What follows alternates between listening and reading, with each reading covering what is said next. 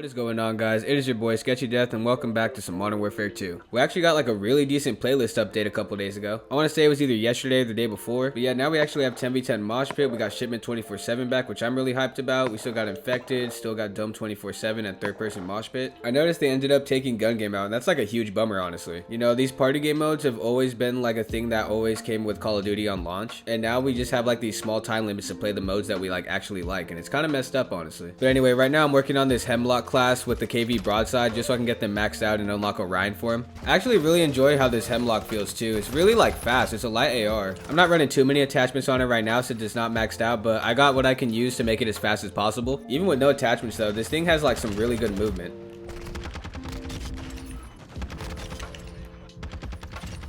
Bruh. I really enjoy using the iron sight too. It feels so satisfying to get kills with. I feel like if they decide to do any like weapon balancing for season 2 reloaded on the 15th, I think this weapon's going to be one of the ones to get hit. It got banned from ranked play in like literally days because you can do stuff like that. That was insane how I got those 2 kills that fast. Well, they still haven't changed the score limit for grind. That's terrible. I noticed they changed team deathmatch back to 150 since it's only shipment 24/7 and not shoe house, but I don't enjoy grind on this map just because it only goes up to 65. Yo, is it throwing me in back-to-back grind for shipment? No way. Yeah, with the season 2 reloaded update, it looks like it's going to be okay, I guess. We're getting one new map. It's called Himmelmatt Expo. It's going to be for 6v6. It looks absolutely massive though. I was watching like the little clip they posted on YouTube, and it has like almost like I think it was 8 points of interest that I can remember. Maybe less. I wasn't really counting, but just like off the top of my head, like they showed so many names of the areas you could play in. I'm guessing they'll end up having this map like a 10v10 playlist as well. They have to if it's going to be that big.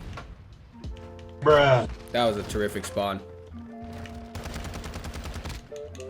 That's the thing about shipment 24/7, you're just going to be playing with fucking turtles. That dude's running the riot shield on his back so nobody can shoot him. I'm not going to do it today. And the game is still resetting classes when you back out of a game. I don't know if it's because I switched over to my weapons too fast when I got to the menu. I just can't believe that's still a bug. Like all these classes, well, see, that's the weird thing. Like, why is the game doing this? Literally just the 2 classes that like I actually use get reset, but all these other ones are like completely fine. I don't get it. Yeah, I'm mostly making this video because I ended up unlocking Orion. Did it over on my stream real quick. Since I only needed to get the SMGs done, I just like face tanked all the SMGs and played a little bit of Warzone. Appreciate anyone that came in and watched. Yeah, I'm just stoked this Orion grind is over now, because not tomorrow, but I think the day after, I'm going to be dropping the first episode of the Skate 3 series. And I'm absolutely hyped to get that going for you guys. I'm going to try and complete the whole career mode on hardcore. I'm still not entirely sure how I'm going to do it, like how long the videos are going to be, but after brainstorming a little bit, they might be a little bit longer than my normal videos, like maybe 20-30 minutes, because you know there's so many levels and missions on Skate 3. I can't like, you know, like make a video on every level. But yeah, I'll probably just end up doing like 3 to 6 levels every video. Hopefully they aren't too long. You know what, we'll just hop into a game on this 10v10 Mosh Pit. Hopefully get the good maps. I think this is like a really good addition, like especially for the people who like sniping. Even though the kill feed is the way it is this year, you know, you can't really hit like a 5 on, like, and if you do, you can't really tell sometimes, like clip wise, you know, like when you're hitting it and playing the game, like, you know, obviously you hit like a multi-kill, but yeah, it just kind of makes watching like clips of montages really weird, because you get that 5th kill and it kind of just like knocks off the last kill you got. You know what, I got put in mid game. I'm just gonna leave this one. All I kept seeing were Semtexes flying and drill charges. Probably why the people left on the team that I got joined in on. Now this is actually interesting. I really wanted to see how a bigger playlist would play out on this map. I would usually back out on Museum, but we're just gonna join in and see how it goes. Another thing coming with season 2 reloaded is gonna be a new episode for the raids. I still haven't tried those out, but maybe one day I'll sit there and try and like figure that out. I still haven't even played DMZ. I gotta try like all these other game modes that came with the game. I've just always played multiplayer a lot more. I've been trying to give Warzone 2.0 a chance this year.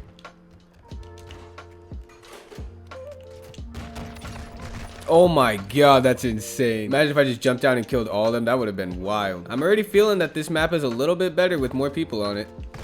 What are you guys doing in there? They give us 10v10 mosh pit and people still sit in rooms. That's insane. It's almost like Call of Duty's just fading for me. Like, those guys would literally not come out that room. They keep throwing gas grenades. Like, every spawn, they throw a gas grenade in that room. They sit in the corner. They wait for someone to walk in. It's so old. Like nobody plays Call of Duty the way that it used to be played. Like, you know, like challenging gunfights. We're on the biggest map. They give us 10v10 mosh pit to make matches more intense, and they play it even slower. Like, it just like fries my brain. And it's like sad. It sucks. It sucks that Call of Duty is getting to this point that like even the players are starting to make it boring. Like, you know, in old Call of Duty's, like you'll get those lobbies where it's like, oh man, this whole team is camping. That's literally every game in Call of Duty now. It's so wild. Well, we got Dome for 10v10. This might actually be pretty fun. Okay, again, just sitting in a room. Look, even my teammate is part of that community. Like, they're just sitting here waiting. Like, what are you doing? It's 10v10. Like, let's just run around, get some kills. What are we doing? Even this guy, like, look at, none of them are coming in this room. Like, nobody wants to fight. It's so weird. Easy kill because they don't move. It's insane. What are you doing in that corner, bro? I'm really starting to hate this game, and it sucks. It sucks, man. Always enjoyed Call of Duty since I was little. They've already called in like 3 mortars.